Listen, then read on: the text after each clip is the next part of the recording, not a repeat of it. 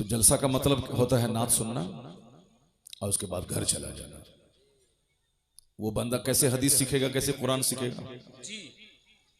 अभी जिस तरह भीड़ लगी थी चारों तरफ नात सुनने की, और पूरा मजमा उछल उछल के दाद दे रहा था और हाथ उठा उठा के पागल हो रहा था, जैसे लग रहा था कि ये इसराइल को यहां से उठेगा और इसराइल नाम का मुल्क दुनिया से मिटा देगा। ये नात सुनने वाला वो नात के मिसरे तो याद कर लेता है, लेकिन मुस्तफा की हदीस याद नहीं कर पाता। करोड़ों मुसलमानों के बच्चे हैं जिसको एक हदीस याद नहीं है मुस्तफा का।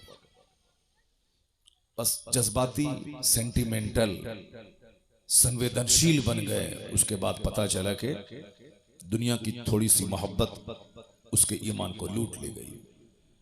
जब तक स्ट्रॉन्ग ईमान नहीं होगा उस वक्त तक ईमान के बचाने की फिक्र नहीं होगी। नौकरी का शौक बंदे को तबाह कर देता है, लड़की का चेहरा बंदे के ईमान को लूट लेता है। लाखों मुसलमानों की बच्चियां हैं जो काफिरों के साथ भाग गई, जबकि उसे मालूम है कि सारी जिंदगी जवान नहीं रहना है और हमेशा दुनिया में नहीं रहना है। और अक्सर लड़कियां जो मोहब्बत के नाम पे गैरों के साथ भागी, 2-4 महीने या 2-4 साल के बाद उसे जिल्लत का मुंह देखना पड़ता है। या तो उसकी बॉडी के 50 टुकड़े करके उसका प्रेमी उसको फेंक देता है, या फिर उसका प्रेमी उसको निचोड़ करके भाग जाता है। अब ये न घर आ सकती है, क्या करेगी? या तो तवायफ के कोटे पे इस्मत फरोशी करे या दरगाहों पे बैठ करके भीख मांगे, उसके अलावा कोई रास्ता नहीं रह जाता है। लेकिन जो अपने माँ बाप की इज्जत करते हुए, अपने ईमान की कदर करते हुए अपने घर में रहती है और बाप बाप की मर्जी के मुताबिक शादी करती है, वो तो 90 साल के बुढ़ापे को भी पहुंच जाए तो अपने शौहर के नजदीक रानी बनी रहती है। और अगर बेटे वाली हो गई तो फिर तो बेटा उनका पांव चूमता है कि मेरी जन्नत मेरी माँ के पांव के नीचे। जो भाग गई काफिरों के साथ, जिनकी लाश के हजारों टुकड़े कर दिए गए, ये बताएं ना उसकी दुनिया रही ना आखिरत रही, दोनों जहान की रुसवाई उसके मुकद्दर में हो गई। चूंकि उस लड़की ने जाना नहीं, लड़की हो या लड़का हो, उसने जाना नहीं कि आखिरत क्या है, ये दुनिया का महत्व क्या है। ये दुनिया एक पानी का बुलबुला है, जैसे उठा खत्म हो गया। एक चिंगारी है जो भड़की बुझ गई। ये दुनिया के 100 साल एक सेकंड है, इसे खत्म हो गए। काफिर चाहे गुड़ खाए के गोबर खाए के शराब पिए के पानी पिए, उसका तो कोई संविधान ही नहीं है उसके पास। ना कोई जीवन पद्धति है, ना कोई नियमावली है, ना कोई सिलेबस ऑफ लाइफ है उसका। उसके नजदीक सब बराबर है, शराब बराबर है, गाय का पेशाब बराबर है, वो जो चाहे पिए।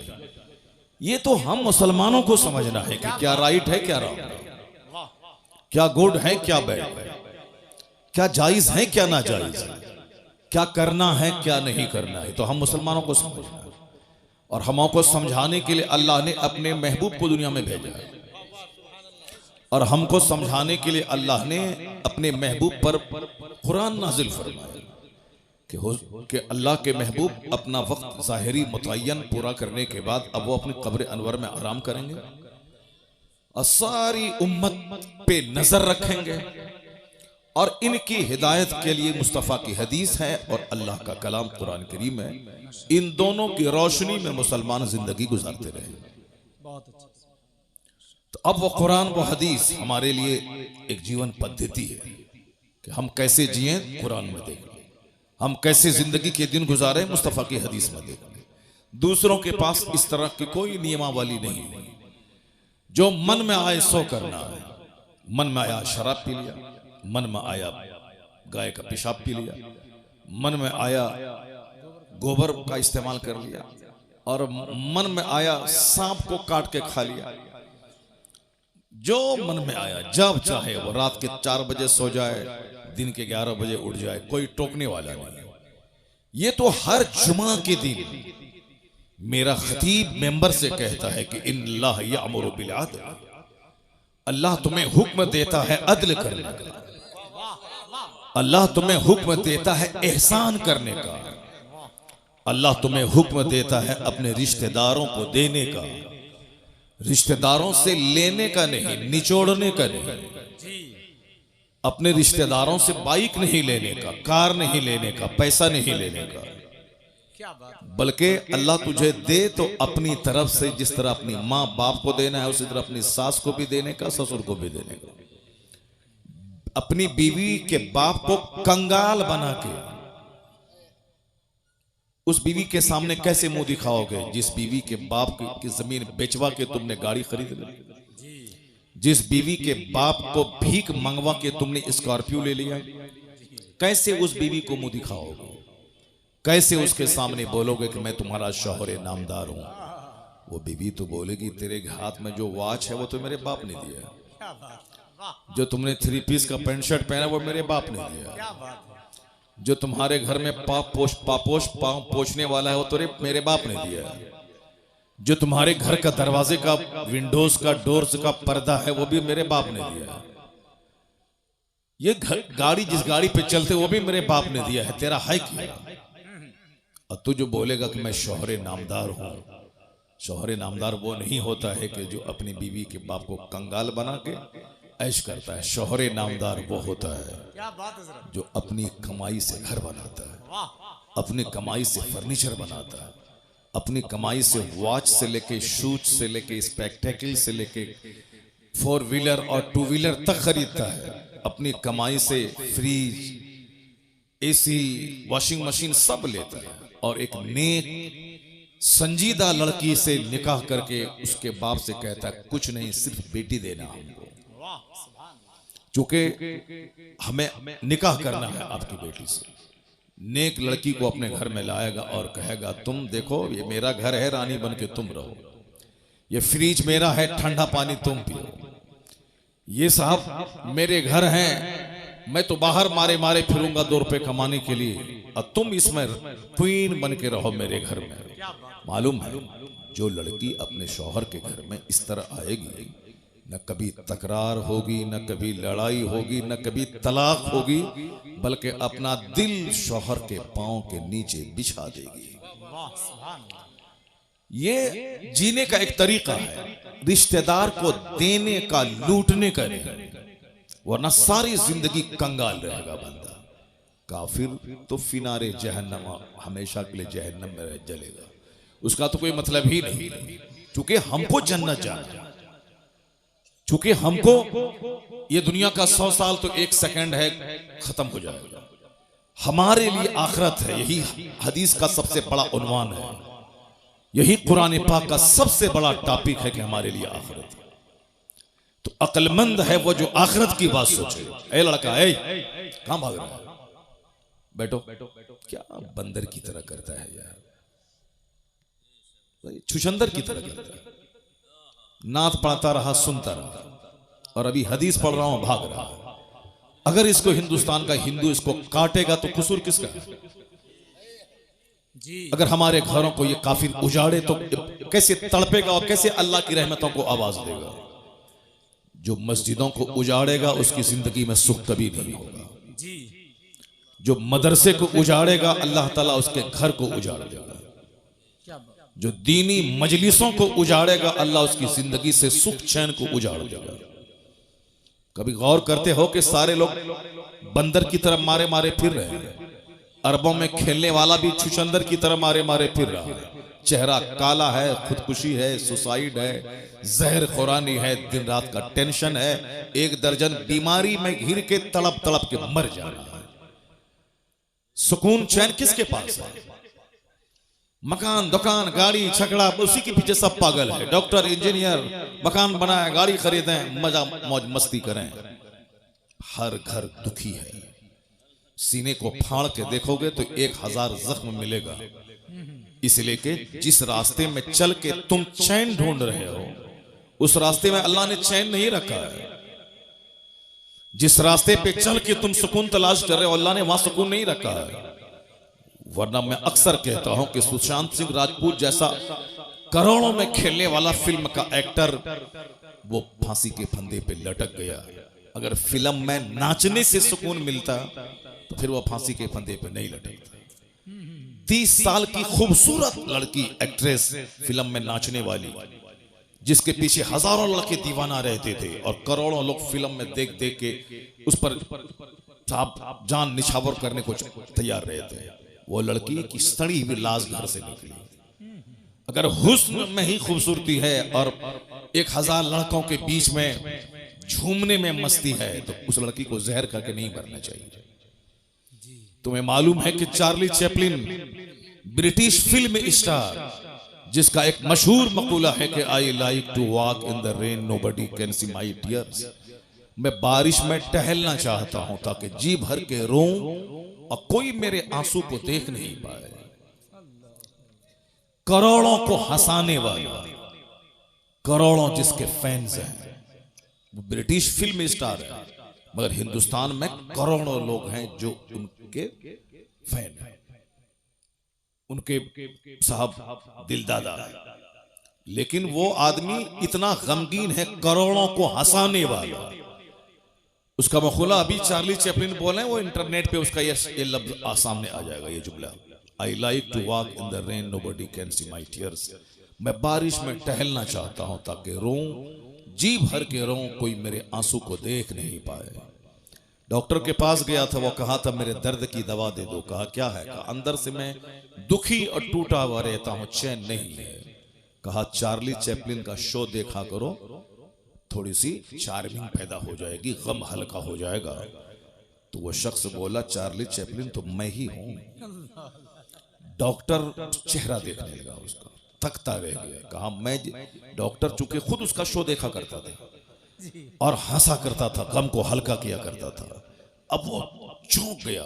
जिसको हजारों लोग सुन के देख के गम की दवा करते हैं, वो शख्स अंदर से इतना दुखी है कि अपने दर्द की दवा तलाश करने डॉक्टर के पास आया और कहता है कि मैं जी भर के रोना चाहता हूं, और तुम मोटरसाइकिल खरीद के, मोबाइल चला के और गली कुचे में घूम करके एक तो छोटा सा घर बना के सोचते हो कि हमको सुकून मिल जाएगा। नहीं मिलेगा सुकून। न चार्ली के घर में सुकून है, न लता मंगेशकर के घर में सुकून है। अरबों में खेलने वाली, उसका भी एक जुमला द टाइम्स ऑफ इंडिया में छपा था, जो हिंदुस्तान का सबसे बड़ा अखबार है, द टाइम्स ऑफ इंडिया, अंग्रेजी का। क्योंकि तुमको हुल्लड़बाजी करने, गुटखा खाने से फुर्सत कहां है कि तुम अंग्रेजी का अखबार पढ़ेगा। तुम तो उर्दू भी ठीक से नहीं जानते, बस भीड़ लगाया, नाच सुने, भाग गए।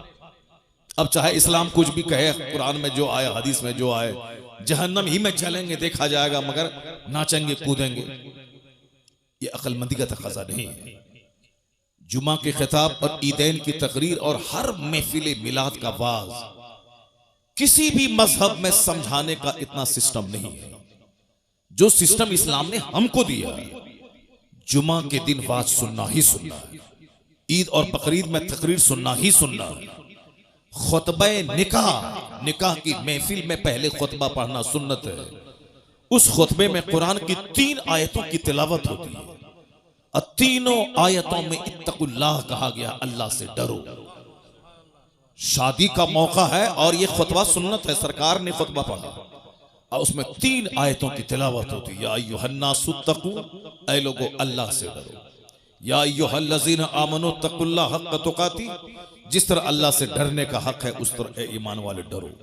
या अय्युहल्लज़ीना आमनू तक़ुल्लाह वक़ूलू क़ौलन सदीदा, ऐ लोगो, ऐ ईमान वालो, अल्लाह से डरो और सच्ची बात बोलो, लाग लपेट वाली बात मत बोलो। अंदर में कुछ, जबान पे कुछ मुनाफिकत वाली बात मत बोलो, सीधी बात बोलो, सच्ची बात बोलो। क़ूलू क़ौलन सदीदा युस्लिह लकुम, जो तुम्हारी जिंदगी को संवार देगा।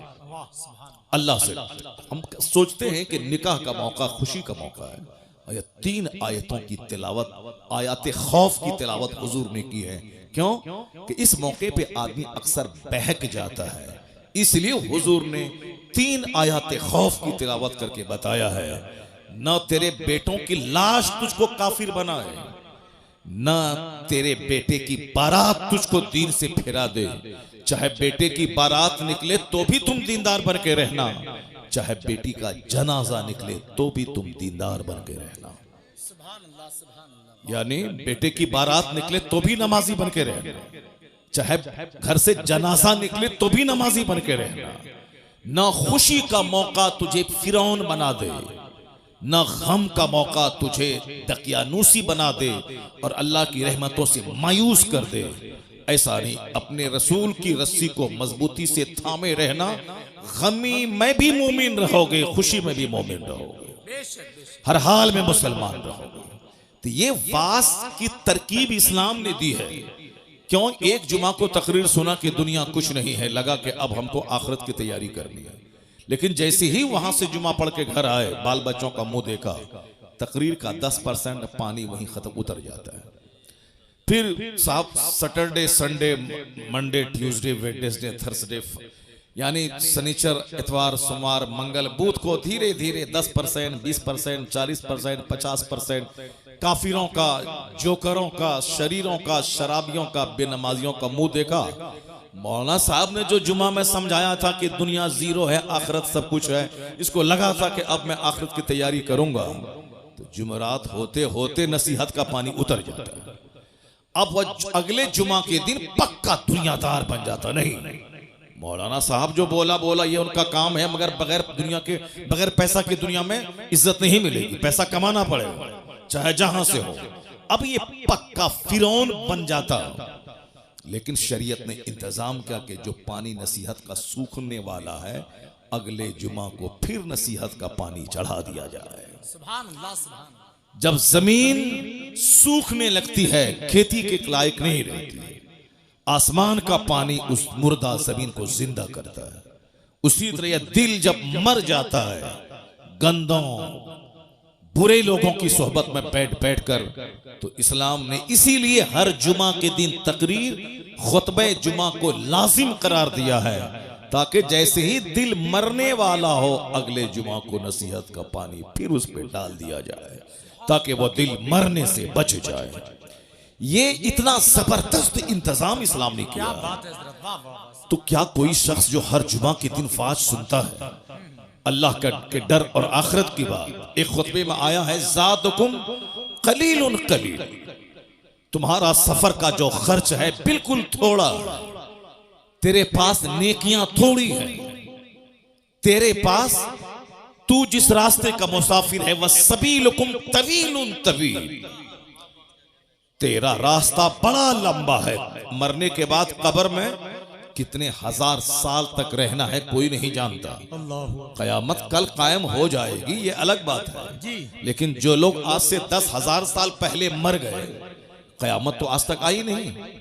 वो 10,000 साल से अपनी कब्र में है, आलम बरज़ख में है, कयामत नहीं कायम हुई। इसलिए यह है कि कयामत कल कायम होगी, लेकिन कल का मतलब ये नहीं कि कल टुमारो, कल का मतलब है कल चाहे 1 करोड़ साल के बाद आए, वो कल ही कहलाता है। तो कयामत 5,000 साल के बाद आएगी, तो कब्र की मंजिल हजारों साल की। मैदान महशर जब कायम होगा, जब कयामत आएगी, दुनिया का विनाश होगा, वहां का जो एक दिन होगा 50,000 साल का होगा। कोई दरख्त और किसी दीवार का साया नहीं होगा, कोई दरख्त नहीं होगा, तमाम पर जमीन परपट मैदान हो जाएगा और वहां हिसाब किताब होगा। लोग अपने अमाल के हिसाब से नाक तक, गर्दन तक, सर तक पसीने में डूबे रहे। सवा नेज़े पे आफताब, जमीन तांबे की, कोई किसी का पुरसाने हाल नहीं। न माँ अपने बच्चे को याद करेगी, न बच्चा अपनी माँ को याद करेगा।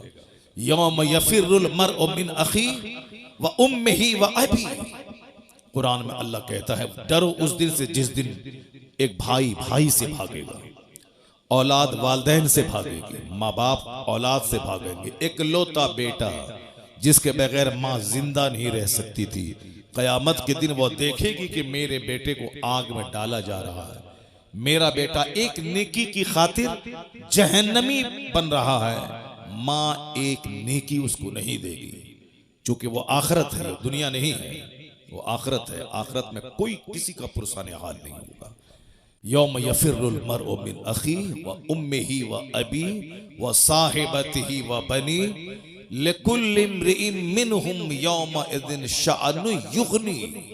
सारे लोग अपने अपने मामलात में इतने मशगूल होंगे कि कोई किसी का पुरसाने हाल नहीं होगा। नात सुनो, और खूब जन्नत में कूद के चले जाओ। सरकार गौसे आजम 40 साल तक इशा के वजू से फजर की नमाज पढ़े थे। 40 दिन नहीं, 4 साल नहीं, 40 बरस तक। अब पूरी रात एक पांव पे खड़े होके पूरा कुरान खत्म कर लेते थे। और जहां वो अल्लाह के वली थे, मां की गोद से ही वली बन के पैदा हुए थे। उनके बारे में आया है कि जब वो मकतब जाते थे तो फरिश्ते उनके आगे आगे चलते थे, कहते थे बच्चों रास्ता खाली कर दो, अब्दुल कादिर इस रास्ते से आने वाले हैं।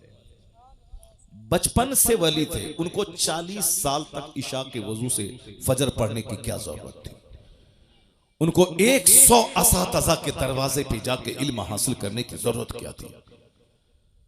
उनको 91 साल तक खौफे खुदा में जीने की जरूरत क्या थी। दरख्त के पत्तों को खाकर 25 साल तक सहरा और जंगलों में रहे, क्या जरूरत थी। बस खेल तमाशा है, जन्नत मिल जाएगा। दुनिया में लड़की के पीछे पागल रहे, जन्नत मिल जाएगी। सारी जिंदगी फजर छोड़ते रहे, जन्नत मिल जाएगी।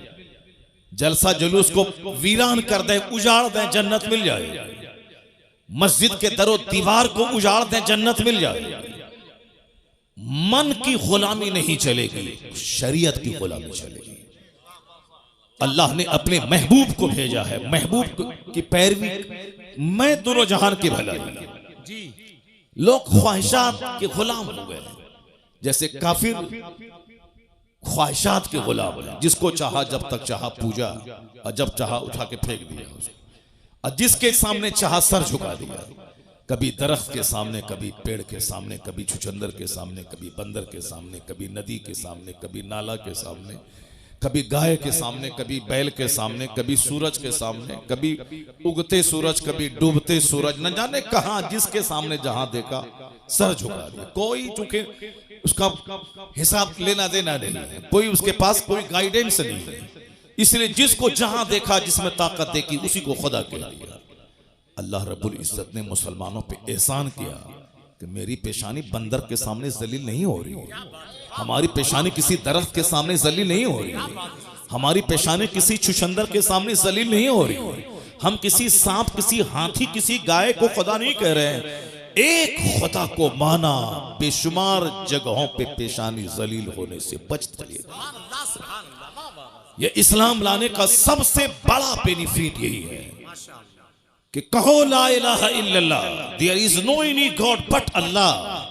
अल्लाह मेरा माबूद है।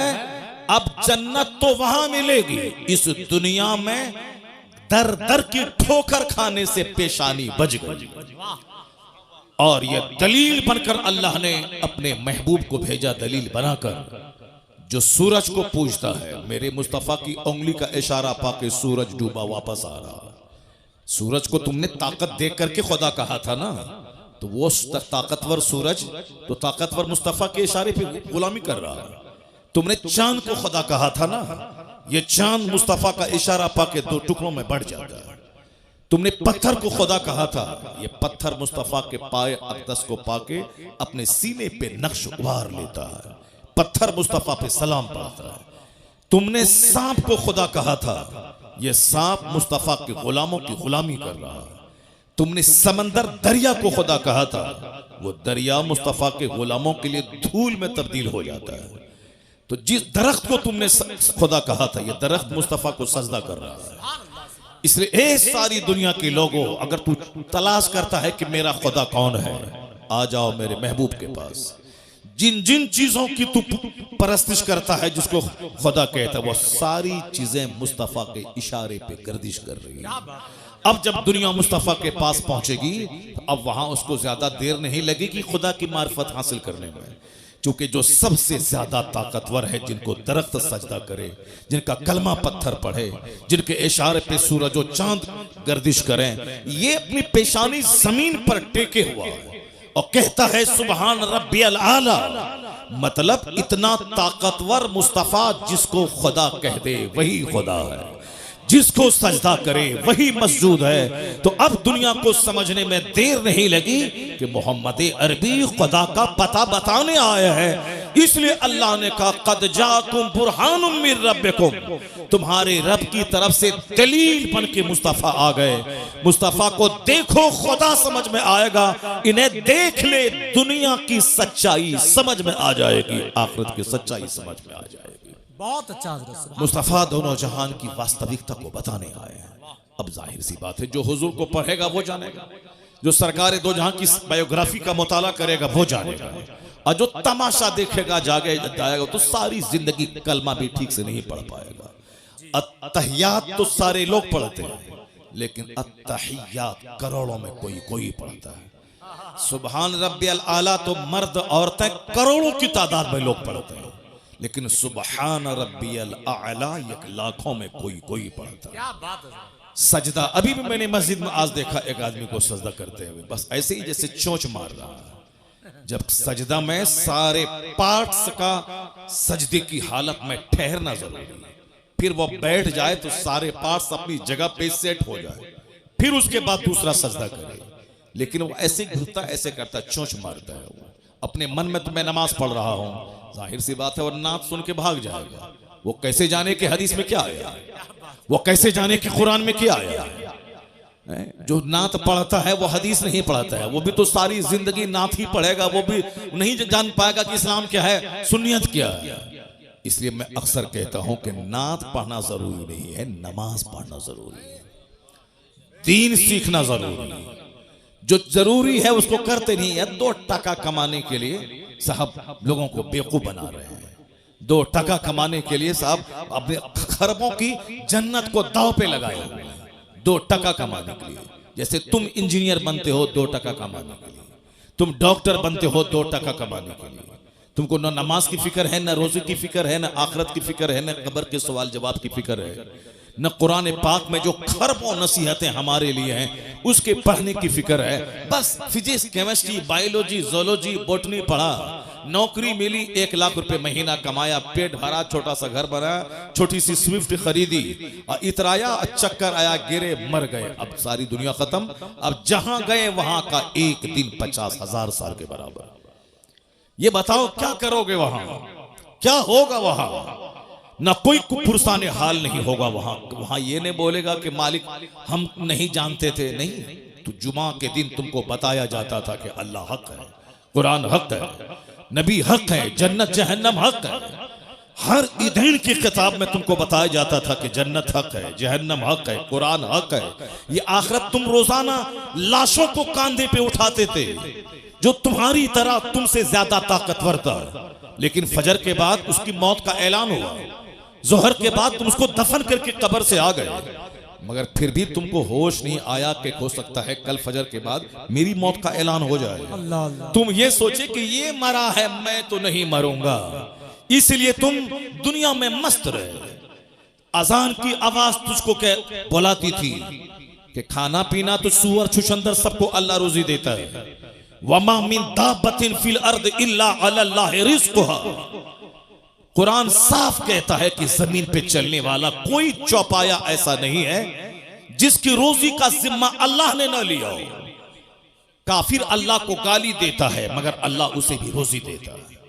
जो अपनी इज्जत बेचकर तवाइफ के कोठे पे 2 रुपया कमाती है, अल्लाह उसे भी रोजी देता है। सूअर, बंदर, छुछंदर, सांप, उसको अल्लाह रोजी देता है। जो अल्लाह को गाली देता कहता है कि कोई अल्लाह नहीं है, वह नास्तिक माअज़ल्लाह, अल्लाह उसे भी रोजी देता है। सारी कायनात का खालिक अल्लाह है, इस सबको इसका इकरार है।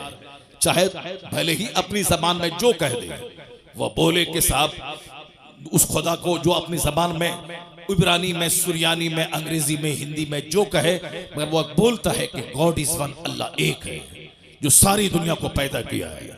भले ही बहुत सारे लोग हैं जो किसी राजा के बेटा को खुदा कहता है, जो खुद माँ के पेट से पैदा हुआ है, जो एक राजा का बेटा है, ये खुदा कैसे हो सकता है? जो अपने माँ के पेट में रहा, पैदा हुआ, उसकी माँ थी, उसका बाप था, जो दुनिया का खुदा है उसका कोई न माँ है न उसका बाप है, वो लम यलिद वलम यूलद है, और ये इस राजा का बेटा को खुदा कहता है। तो अब उनको कहा जाए तो वो कहता है कि हाँ ये उस खुदा का ये अवतार बन करके आ गए। अब तरह खुराफात में लोग गुम हो गए। खुदा का अवतार बन के आ गए, खुदा का पैगंबर बन के बंदा आता है, खुदा बन के कोई आदमी की शक्ल में नहीं आता है। तो अब वो अपने हिसाब से कह रहा है, मगर ये कह रहा हूं आपसे कि उसको जैसे चाहे वो बोलता है, लेकिन सच्ची बात यही है कि दुनिया का खालिक मालिक अल्लाह है। वही सबको पैदा किया है, वही सबको मौत देता है, वही सबके लिए जन्नत और जहन्नम वहां बनाया है कि जो यहाँ ईमान लाया अच्छा काम करे उसके लिए जन्नत है, जो यहाँ ईमान नहीं लाए बुरा काम करें उसके लिए आग है। और इस दुनिया में रोजी सबको मिलेगी, कोई भूखा नहीं मरेगा। वमा मिन दाब्बतिन फिल अर्द इल्ला अलल्लाहि रिज़्क़ुहा, जमीन पर चलने वाला कोई चौपाया ऐसा नहीं है जिसको अल्लाह रोजी नहीं देता। इन्नल्लाह हुवर रज़्ज़ाक़ु ज़ुल क़ुव्वतिल मतीन, अल्लाह जबरदस्त रोजी देने वाला है। इसलिए अल्लाह मोमिन को भी रोजी देता है, काफिर को भी देता है, नेक को भी देता है, बद को भी देता है, नमाजी को भी देता है, बेनमाजी को भी देता है। इसी पॉइंट को अगर आप गौर से सुन लें तो मकसद जिंदगी का फलसफा मसला हल हो जाएगा। क्योंकि गौर से सुनते ही नहीं, आप बोलते कि मौलाना साहब तकरीर अपने हिसाब से करते हैं, जो वो रट के आते हैं, बोल के आते हैं, अपना मजमून सुना दिया, अपना काम किया, चला गया। जैसे कोई आया नात पढ़ा, जो गाया अपना पढ़ा, अपना काम किया, चला गया। वैसे ही मौलाना साहब अपना गा रहे हैं, अपना बजा रहे हैं और गा बजा के चले जाएंगे। ऐसा नहीं है, ऐसा नहीं है। आलिम दीन कुरान सुनाते हैं, हदीस सुनाते हैं। ये वो काम है जो अंबिया और मुरसलीन के गुलाम बनकर उलमा कराम कर रहे हैं। यही पैगाम अंबिया कराम पहुंचाते थे कि तुम अपना मकसद हयात पहचानो, तुम जानो कि तुम क्यों पैदा हो, और उलमा अंबिया के वारिस बनकर तुम तक सच्चाई पहुंचाते हैं कि दुनिया की वास्तविकता क्या है, हकीकत क्या है, हम क्यों पैदा होते हैं, क्यों मर जाते हैं। ये सच्चाई यही है कि रोजी सबको मिलेगी। जो रोजी सबके लिए है उसके लिए मेहनत देखिए कितनी है। 30 साल पढ़ना, 30 साल नौकरी करना, यह है उस वो रोजी जो रोजी बंदर छुछंदर सबको मिलती है। उसके 30 साल पढ़ना, 2-4-5 साल कंपटीशन फेस करना, मारे मारे फिरना, सऊदी अरब जाना, अमेरिका जाना, 2 टका कमाना, घर बनाना, खाना, शादी ब्याह करना, 2 बच्चा पैदा करना, उसके बाद मर जाना। ये रोजी जो सबके लिए, उसके लिए इतनी मेहनत है। मगर जन्नत सबके लिए नहीं है, जन्नत करोड़ों में किसी किसी के लिए है। अल्लाह ने रोजी का सबके लिए वादा किया है, सबको रोजी मिलेगी। अल्लाह को गाली दो तो भी रोजी मिलेगी, नमाज नहीं पढ़ो तो भी रोजी मिलेगी, ज़िना करो, शराब पियो, जुआ खेलो, सबको रोजी मिलेगी। मगर जन्नत सबको नहीं मिलेगी, जन्नत करोड़ों में किसी किसी को मिलेगी। और जन्नत मिलेगी किसको? इल्लल लज़ीना आमनू व अमिलुस सालिहात, जो ईमान लाया, अच्छा काम किया। यहां इज्जत की रोजी मिलेगी, मरने के बाद मुस्तफा की जन्नत मिलेगी। सुभान अल्लाह, सुभान अल्लाह। इल्लल लज़ीना आमनू व अमिलुस सालिहात, जो ईमान लाया, अच्छा काम किया। तो हमें 24 घंटे में जो रोजी के लिए 12 घंटे में मारे मारे फिरता हूं, जो रोजी सबके लिए है, ये 12 घंटे जन्नत के लिए फिरना चाहिए। हकीकत में जहां खरबों साल रहना, जहां महासंखों साल रहना, उसके लिए 12 घंटे अगर बंदा पागल रहे तो आदमी समझेगा हाँ हाँ जो असल है, हकीकत है, सच्चाई है। जहां खरबों साल रहना है, जो जन्नत हमारे लिए है कि नहीं है, बंदा डरता रहे, उसकी तैयारी करे। ये लोग देखेंगे तो कहेंगे हाँ ये मकसद हयात को पा लिया। जो रोजी कोढ़ी के लिए भी है, जो रोजी समाज का निकम्मा जो फालिज ज़दा है उसके लिए भी है। यहाँ अरबों में खेलने वाला आदमी ऐसे सूख के कांटा हो गया, शुगर ने अटैक किया और सारा गोश्त को शुगर चाट गया। और जिसका 2 पांव नहीं है वो रेलवे स्टेशन पे भीख मांग रहा है, इतना मोटा ताजा है कि उसको देखने के बाद आदमी दंग रह जाता है। पांव दोनों नहीं है, फालिज ज़दा, लेकिन मोटा ताजा है साहब, बॉडी से जैसे चर्बी फट जाएगी। और यहाँ 1000 एकड़ जमीन का जोतने वाला शुगर ने दीमक की तरह सारा गोश्त चाट के खा गया है। इसका मतलब है अगर मेहनत से बंदा खाता, ये अरबपति को खूब ज्यादा मोटा रहना चाहिए, और वह बेचारा फालिज ज़्यादा भिखारी जिसको कमाता नहीं, उसको कम रोजी मिलती है, उसका बदन सूख जाना चाहिए। लेकिन यहाँ उल्टा मामला है, जो कमाता नहीं है वो चर्बी फूट रही है उसके बदन से, और जो 1000 एकड़ का जमीन का मालिक है या सूख के कांटा हो रहा है। पता चला रोजी कमाई की बुनियाद पर नहीं मिलेगी। अल्लाह ने जिस जानदार को पैदा किया है सबको रोजी देने का अल्लाह ने वादा किया है।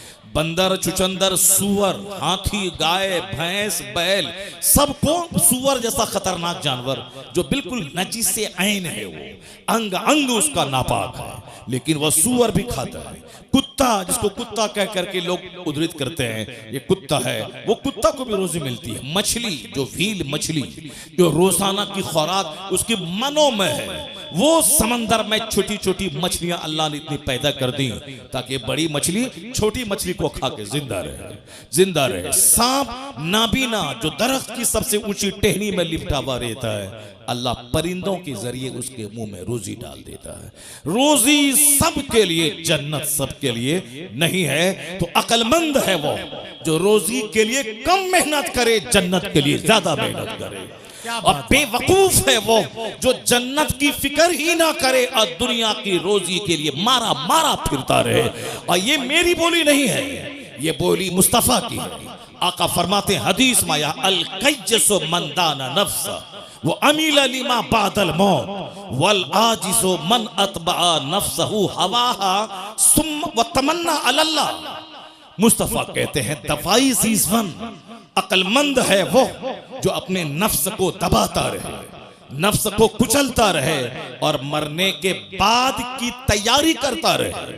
वो अमीला लिमा बादल मौत, मरने के बाद जो एक अपार दुनिया है, जो एंडलेस दुनिया है, जिस वक्त आज का कोई खात्मा ही नहीं है, उस दुनिया की तैयारी करता रहे।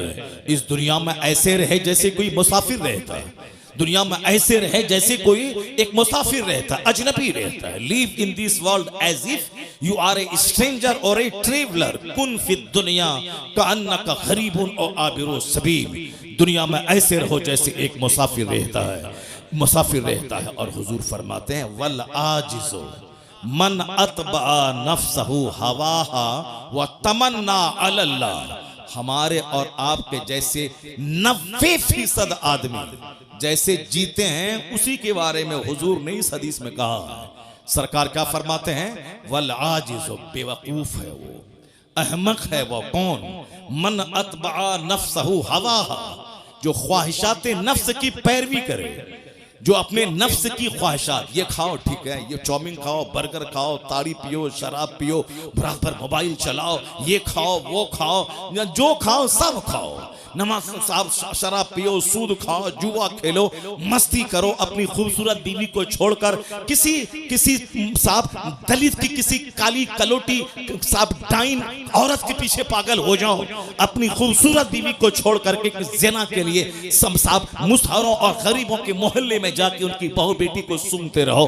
बड़े बड़े अरबपति खूबसूरत बीवी को छोड़ के मजदूरी करने वाली, खेत में जो नापाक रहने वाली, काली कलोटी गंदा रहने वाली, उस औरतों के पीछे पागल रहता है और घर में अपनी खूबसूरत हूर जैसी बीवी से लड़ाई करता है, उसको गाली देता है, मारता है, उसको बाप के घर भेज देता है। और हमेशा नापाक रहने वाली भोंडी और साहब जिद्दी और काली कलोटी भूतनी चोड़ेल के पीछे पागल रहता है।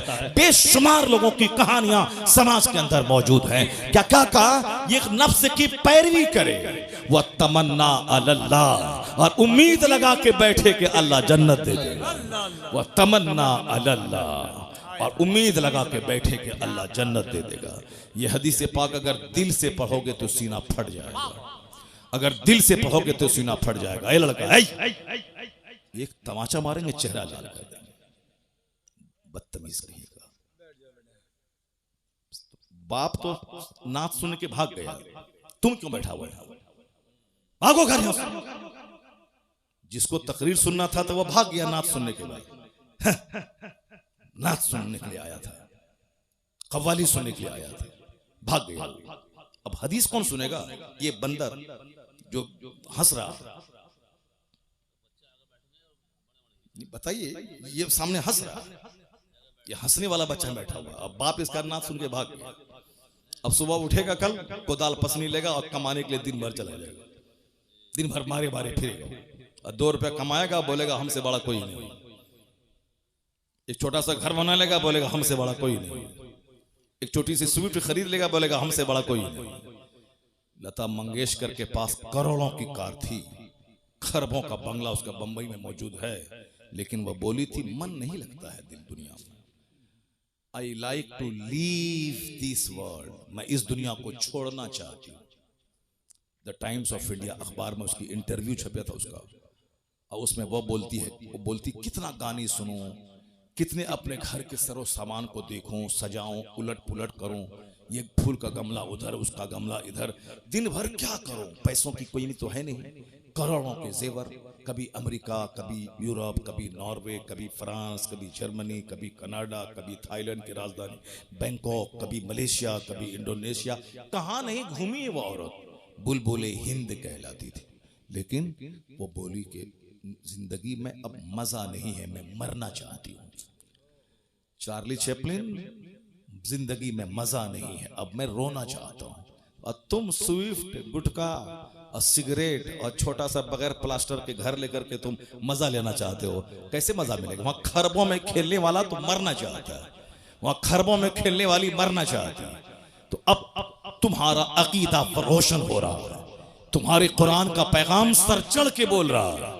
क्या बोल रहा है कि दुनिया ने तो सोचा था फैक्ट्री डालूंगा मजा मिल जाएगा, बंबई में घर बनाऊंगा मजा मिल जाएगा, लंदन घूमूंगा मजा मिल जाएगा। अरे अल्लाह ने मजा लंदन घूमने में रखा ही नहीं है, न सोफा में, न गद्दा में, न इनोवा में, न फॉर्च्यूनर में, न जागवार कंपनी की 10 करोड़ की कार में, न बंबई के 100 मंजिला मकान में, न बुर्ज खलीफा दुबई में, न अमेरिका के साथ व्हाइट हाउस में। तो सुकून है कहां? इंजीनियर जहर खा के मर रहा है, वो डॉक्टर कलकत्ता का देखा, अब वो जेल में सड़ेगा, फांसी की सजा उसको होगी। अरबों में खेलने वाला, मगर वही ख्वाहिशात की गुलामी ने तबाह किया। पता ये चला कि सुकून न डॉक्टर बनने में है, न इंजीनियर बनने में है, न अमेरिका घूमने में है, न मकान बनाने में है, न 50 कपड़ा डेली चेंज करने में है। तो सुकून है कहां? अल्लाह अला बिज़िक्रिल्लाह तत्मइन्नुल कुलूब, कुरान कहता जान ले जहां इबादत है वहां सुकून है, जहां जिक्र है वहां सुकून है। ये दिलों को सुकून अल्लाह की याद ही में मिल सकता है। नारे तकबीर, नारे रिसालत, मसलके आला हजरत, सुभान अल्लाह, सुभान अल्लाह। अला बिज़िक्रिल्लाह तत्मइन्नुल कुलूब।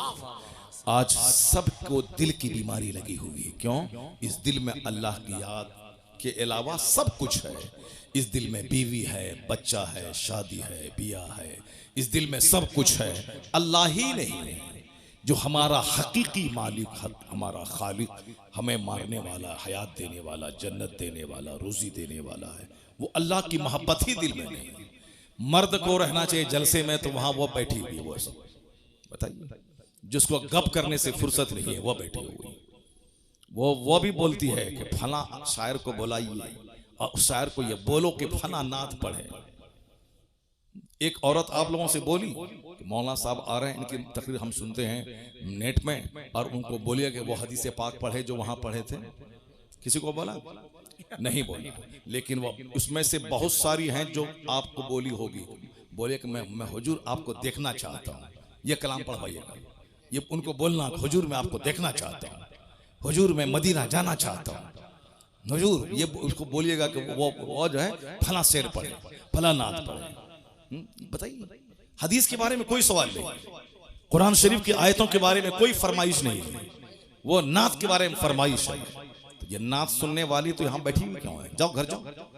जब तुमको तकरीर ही नहीं सुनना है तो नात सुन करके जाओ घर जाओ। जब बैठी है तो गौर से सुनो। बात क्यों कर रही हो? अपनी तकरीर में मस्त है, अपनी तकरीर में मस्त है, अपने गप करने में लगी हुई है, अपने गप करने में लगी हुई है। गौर से सुनो, तकरीर सुनो, कुरान सुनो, हदीस सुनो। और अगर एक औरत पढ़ लिख ली, गांधी जी ने तो आज कहा था, give me a good mother, I will give you good society.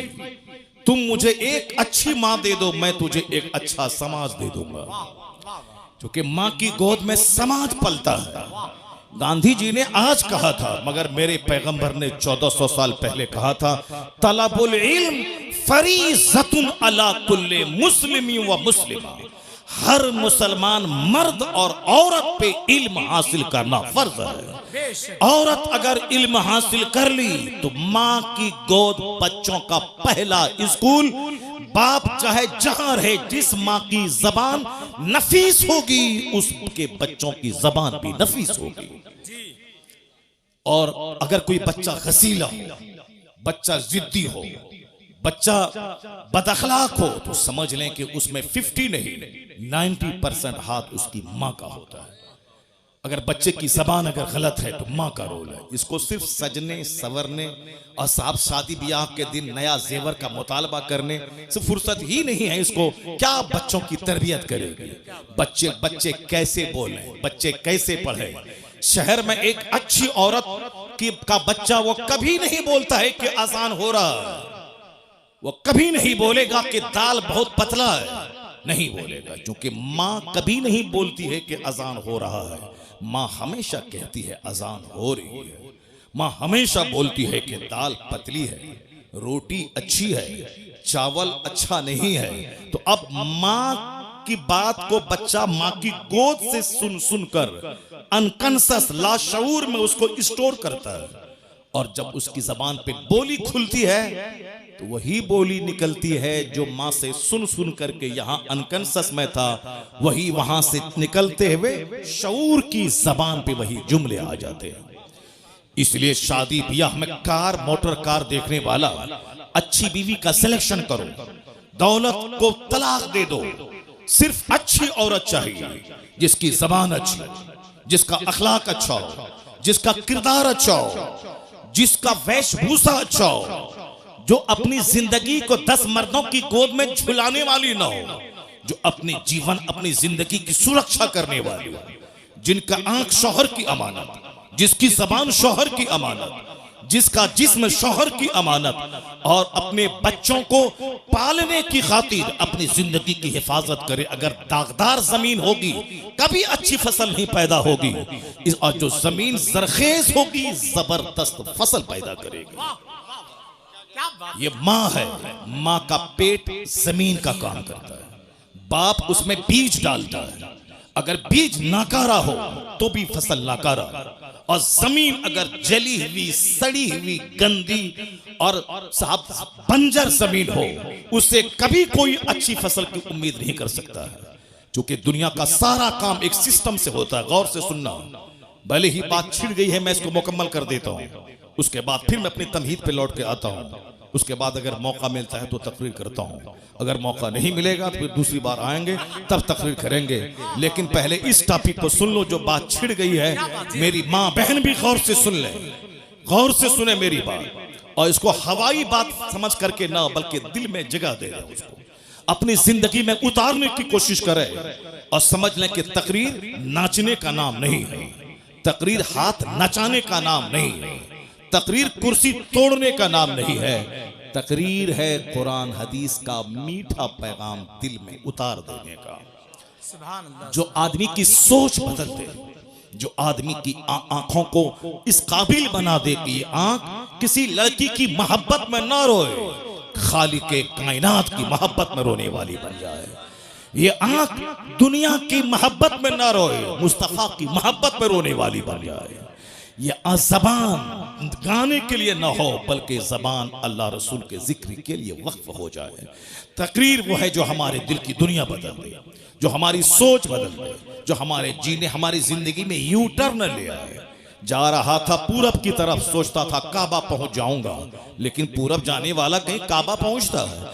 तू बकाबा न रसी ए एराबी की रह के मी रबी बतुर्किस्तान अस, ए एराबी तू काबा तक नहीं पहुंच पाएगा, क्योंकि जो रास्ता तुमने चुना है ये रास्ता काबा का नहीं, ये रास्ता तुर्किस्तान का है। हम लोग जिस हाल में जी रहे हैं, ये रास्ता खुदा की रहमतों को अपनी तरफ मुतवज्जह करने का रास्ता नहीं है, ये रास्ता है अल्लाह के अजाब को दावत देने का, ये रास्ता है मुस्तफा की नाराजगी के मोल लेने का, ये रास्ता है औलिया और सालिहीन की रूहों के रूठ जाने का, ये रास्ता है अपने घर को तबाह बर्बाद करने का, ये रास्ता है आने वाली नस्लों को मिलिया मेट करने का रास्ता है। रास्ता वही है बमुस्तफा बरसा खेशरा के दीन हमाउस गर बबू न रसीदी तमाम बुलहब। ये डॉक्टर इकबाल ने कहा था, अपने आप को नबी के कदमों में डाल दे, वही सारा दीन है। जो वहां तक नहीं पहुंच पाया उसमें और अबू लहब में कोई फर्क नहीं है। बमुस्तफा बरसा खेशरा, अपने आप को नबी के कदमों में डाल दे, नबी तक पहुंचा दे और अपनी जिंदगी का मकसद मुस्तफा की गुलामी बना ले। जब तू मुस्तफा का सच्चा गुलाम बनेगा, जन्नत वहां मिलेगी, दुनिया का अल्लाह तुझे इमाम और बादशाह बना देगा। की मोहम्मद से वफा तूने तो हम तेरे हैं, ये जहां चीज है क्या लहो कलम तेरे। जिसको तकरीर सुननी थी वो चला गया और जिसको हंसना है वो बैठा हुआ है। और ये बैठी हुई है गप करने के लिए बैठी हुई है। चुपचाप खामोशी, जबान पे खामोशी का ताला लगा ले और मेरी बात गौर से सुन ले। और तुम अच्छी बनेगी तेरे शौहर भी नेक बन जाएगा, और तुम अच्छी बनी तेरा बच्चा तो वली और कुतुब पैदा हो जाएगा। तुम घबराती है कि मेरा बेटा मुझको मारता है, मेरा बेटा मुझको मारता है। तेरा बेटा तुझे मारेगा नहीं, तेरा बेटा तेरे पांव को धो के पिएगा। अगर तुम अच्छी माँ बन गई तो तेरा बेटा तेरे पांव को चूमेगा, बोलेगा यहाँ चूमने से जन्नत की खुशबू आती है। अगर तुम बच्चों को बता दे कि मुस्तफा क्या है, मुस्तफा की तालीमात क्या है। और ऐसा नहीं होता कि पीर साहब आए हैं तेल से फुकवा दो, जरा पानी फुकवा दो पीर साहब से, हमारा बेटा अच्छा हो जाएगा। पानी से फूकने से बेटा अच्छा होता है, तेल फूकने से बेटा अच्छा होता है। ऐसा पीर साहब आ गए और साहब एक तावीज दे दिया तो बेटा अच्छा हो जाएगा। जो भरम में जी रहे हो इस भरम को हटा दो। पीर का मतलब होता है खुदा का रास्ता दिखाने वाला। पीर का मतलब है मुस्तफा से जोड़ने वाला। पीर का मतलब है जो इस कदर नमाज पढ़े कि उनका मुरीद उसको देख के नमाजी बन जाए। पीर का मतलब है वो इस तरह अल्लाह से डरे रोए कि उनके सजदे को देखकर मुरीदों के सीने का जंग साफ हो जाए। इसके अलावा कोई दूसरा रास्ता नहीं। अगर पीर गुटखा खोर और 100 सिगरेट डेली पिएगा, मुरीद 200 सिगरेट डेली पिएगा। तुम्हारा पीर बोलता है कि तुम बोलते हो मेरे पीर को गुटखा बहुत पसंद है, सिगरेट पसंद है। तुम्हारे पीर को सिगरेट पसंद है, मेरे पीर को बरेली में किताब पसंद है। सुभान अल्लाह। 75 साल की उम्र में भी किताब का मुताला नहीं छोड़ा। उनको लोग तोहफे में किताब देते थे और तुम अपने पीर साहब को तोहफे में सिगरेट देते हो। जो जाहिर सी बात है तुम्हारा कसूर नहीं है, कसूर पीर साहब का है। तुमको जब मालूम है कि मेरे पीर की जो पसंद है वो गिफ्ट देना चाहिए, तो पीर की पसंद है पुड़िया, पीर की पसंद है शुद्ध पलस, पीर की पसंद है पान परा, पीर की पसंद है क्या रजनीगंधा, पीर की पसंद है। तो अब मुरीद वो पसंद वाली चीज लाके देता है। और जब मुरीद देखेगा पीर को पसंद है सजदा, पीर को पसंद है तस्बीह, पीर को पसंद है मुसल्ला, पीर को पसंद है किताब, पीर को पसंद है कुरान की तिलावत, तो वो रजनीगंधा नहीं देगा। मुरीद तस्बीह, मुसल्ला, कुरान पाक, मुसहफ लेके पीर को तोहफा पेश करेगा। तो मेरा मुर्शिद खुश हो जाएगा कुरान पाक की तिलावत से। मेरा मुर्शिद एक बरेली में था, बुढ़ापे में भी किताबों का मुताला नहीं छोड़ता था। जब भी देखा किताब पढ़ता देखा, जब भी देखा वाजू नसीहत करता देखा, जब भी देखा अम्र बिल मारूफ करता देखा। अमेरिका में रहे वही दीन की फिक्र, बरेली में रहे वही दीन की फिक्र, बस मुरीदों के बीच रहे वही दीन की फिक्र। तन्हाई में रहे तो जबान पे जिक्र और दुरूद जारी है। वह कौन था? 10 करोड़ मुरीदों का मुर्शिदे बरहक, अपने वक्त का कुतुब अब्दाल, अख्तर रज़ा खां अज़हरी ताजु शरीयत। जब भी देखा मुताला करता देखा, जब भी देखा फतवे का जवाब देता देखा, जब भी देखा मुफ्तियों की झुरमुट में देखा। एक पीर साहब है उस इलाके में, गोंडों की झुरमुट में रहता है, गोंडों की झुरमुट में रहता है। ये लुच्चा, ये लफंगा, ये बरोकर, ये दलाल, ये साहब लठेत, ये मारधाड़ करने वाला, ये चोर, ये ममाली, ये बदमाश, ये साहब बदमाशी का रैकेट चलाने वाला। और लोग बताया पीर साहब को आंख मत दिखाना, उनके इर्द गिर्द जो लोग हैं वो सब बड़े पहुंचे हुए लोग हैं, यानी सब जहन्नम पहुंचे हुए, गुंडे, मर्डरर, हत्यारा, कोई जादव, कोई अंसारी, कोई बाहुबली, ये सारे लोग हैं। जाहिर सी बात है जैसा पीर होगा, जिन लोगों की झुरमुट में रहेगा उसका दिल भी वैसा होगा जो मुफ्तियों की झुरमुट में रहेगा, जो आलिमों की झुरमुट में रहेगा, जो वलियों की झुरमुट में रहेगा, जो अख्ताब की झुरमुट में रहेगा, जो खुद कुतुब होगा वो अख्ताब की झुरमुट में रहेगा। हुजूर सदरुल अफाजिल कभी भोंडा मवाली के साथ नहीं रहे। उनका दोस्त सदरुल शरिया था, उनका दोस्त मलिकुल उलमा था, उनके दोस्त उनके साहबजादे जो आलिम थे वो थे। उनके अहबाब का एक बड़ा तबका था, अदीबों का, शायरों का, फकीहों का, मुतब्बिरों का। यही वजह है जो जैसा होता है उसका दोस्त वैसा होता है, और बंदा दोस्त के दीन पर होता है। इसलिए हुजूर ने कहा था 1400 साल पहले, अर्रजुलु अला दीन खलीली फलयंजुर अहदुकुम मैं युखालिल। आदमी अपने दोस्त के दीन पर होता है, तो दोस्ती करने से पहले देख लेना कि तेरा दोस्त कैसा है। अगर दीनदार हुआ तो तुझे दीनदार बना देगा, अगर बेदीन हुआ तो तेरा दीन लूट के खा जाएगा। क्या बात। अर्रजुलु अला दीन Khalili, a man is on the religion of his friend, so watch to whom you befriend। आदमी अपने दोस्त के दीन पर होता है। वाच, देख लो कि तुम किससे दोस्ती कर रहे हो। वो चोर है, चोर बना देगा, बदअकीदा है, बदअकीदा बना देगा, वो ज़िनाकार है, तुझे ज़ानी बना देगा। अगर तेरा दोस्त अल्लाह से डरने वाला नमाजी है तो तुझे नमाजी बना देगा, मुत्तकी बना देगा। अर्रजुलु अला दीन खलीली फलयंजुर अहदुकुम मैं युखालिल।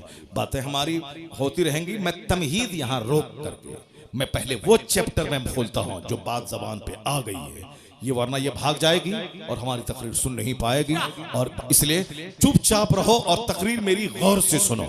और जहां तक मेरी आवाज पहुंच रही, मेरी सारी माँ, सारी बहन, सारी बेटियां वह गौर से इस चैप्टर को सुने।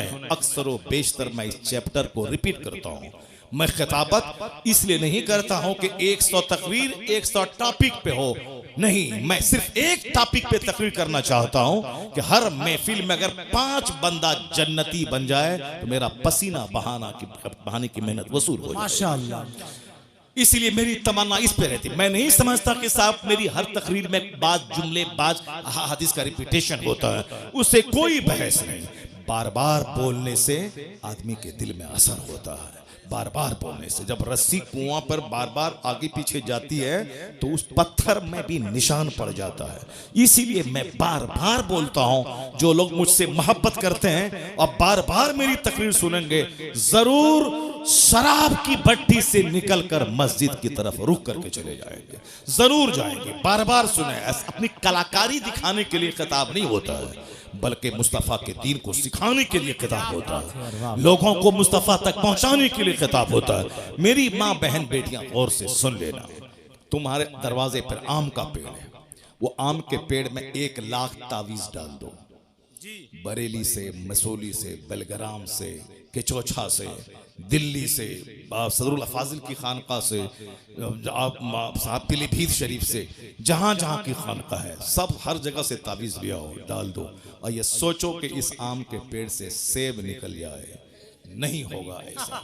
1 लाख तावीज डाल दोगे, आम का पेड़ सेब नहीं देगा। पता चला कि तावीज से सारा काम नहीं निकलता है। तावीज से काम क्या होता है, सुनो मुझसे। आम का पेड़ है, आम के पेड़ को मैंने बच्चों से बचाया, जानवर से बचाया, वक्त वक्त पे पानी दिया, खाद दिया। अब वो बड़ा मैच्योर हो गया, अब बकरी का खतरा नहीं रहा, अब वो आम फल देने वाला बन गया। तो अब आम का फल खट्टा ना हो जाए, तुर्श ना हो जाए, सड़ा हुआ ना पैदा हो। हजरत से एक तावीज लिया, डाल दिया कि सेब नहीं, आम ही फले मगर मीठा फल जाए। आम ही फले मगर मीठा आम फल जाए। चूंकि ये नेचर के मुताबिक है कि दरख्त लगाया है आम का और उसमें सारी मैंने मेहनतें की हैं, बस तावीज का थोड़ा सा असर हो जाए कि अच्छा आम उससे पैदा हो जाए। ये है तावीज का असर। ऐसा नहीं है कि आम के पेड़ से लीची निकल जाए, तावीज से आम के पेड़ से सेब निकल जाए, नहीं होता है। जैसा दरख्त वैसा फल, जैसी जमीन वैसी फसल, और जैसी माँ वैसी औलाद। जैसा बाप जैसा बीज वैसा बच्चा। इसलिए माँ बाप के औलाद अगर नाफरमान हो गई तो वह समझ लें कि 100% हमारा कसूर है। अगर माँ बाप को सताने वाले बच्चे पैदा हो गए तो वह दूसरों के सर पे मत बढ़े कि तुम्हारी वजह से ऐसा हो गया। वह तो कमजोर लोग होते हैं जो अपनी गलती नहीं मानते, वह दूसरों के सर पे मढ़ देते हैं। जैसे बच्चा कमजोरों की जमात है, ये कभी एक्सेप्ट नहीं करेगा हमसे गलती हो गई। ये हमेशा अपने साथी को बोलेगा इस बच्चे ने ऐसा किया है, तुमने यहाँ पत्थर फेंका, नहीं मैंने नहीं फेंका, इसने फेंका है। ये बच्चों का नेचर है, चूंकि कमजोर है। औरतों का भी नेचर वही है कि वो अगर बीमार पड़ जाए तो वो बोलती है कि शौहर तुम्हारी वजह से मैं बीमार पड़ी हूँ। उसको नज़ला जुकाम भी हो जाए तो वो हमसे कहती है तुम्हारी वजह से नज़ला हुआ, वह तुम्हारी वजह से नज़ला हुआ। उस यानी वो सारा अपना कसूर मानते ही नहीं, वो सारा कसूर शौहर का है। तुम ऐसा खाना क्यों बना, तुम्हारी वजह से हुआ। ये ऐसा काम क्यों खराब हो गया, तुम्हारी वजह से हो गया। अब ये शौहर बेचारा चौड़ा सीना लेके रहता है, चलो इसमें सब समा जाए, तुम्हारी जिद समा जाए, तुम्हारी तकरार समा जाए, सब समा जाए। इसीलिए इसमें सब समा जाता है, सारा काम घर का बना रहता है और घर से बाहर बात नहीं फैलती है। वरना अगर घर से बाहर बात जाने को रहे, शौहर का दिल अगर बड़ा ना रहे तो रोजाना लड़ाई झगड़े की आवाज घर से बाहर जाएगी, साहब मार धाड़ की आवाज घर से बाहर निकलेगी। वो तो शौहर का दिल अल्लाह ने इतना बड़ा बनाया है कि जैसे कोई गंगा नदी हो, उसमें मुरादाबाद का सारा कचरा समा जाता है, उसी तरह इसमें सब समा जाता है। उसकी जीद, उसके तकरार, उसकी लड़ाई, उसका झगड़ा सब समा जाता है इसमें। इतना चौड़ा है, वरना डेली लड़ाई हो और डेली झगड़ा हो और सारे समाज के लोग दीवार में कान लगा के लड़ाई की आवाज सुने, नहीं होता है ऐसा। वो नाकिसुल अक्ल है, उसके पास अक्ल कम है, मगर अल्लाह ने मर्द को ताकतवर बनाया है। और हुजूर ने कहा है कि ये टेढ़ी पसली से पैदा हुई है, इसको सीधा करने की कोशिश मत करना। सीधा करना चाहोगे तो टूट जाएगी और टूटना तलाक है, समाज बर्बाद हो जाएगा। उसी हालत में रहने दे, बड़े काम की चीज है, बस उसी हालत में रहने दे, फायदा हासिल कर। ये तेरे घर की निगरानी करती है, तेरे बच्चों की परवरिश करती है, तुम्हारी राहत का सामान पहुंचाती है, तुमको गुनाहों से बचाती है। तू रहे 5 साल परदेश में, तेरे घर की सुरक्षा करती है। बहुत काम की चीज है, काम की चीज है, इसीलिए उसी हालत में रहने दे, फायदा हासिल कर। वरना सीधा करना चाहेगा तो टूट जाएगी, टूटना तलाक है, सारा घर बिगड़ जाएगा। ये मुस्तफा का कानून है, कहा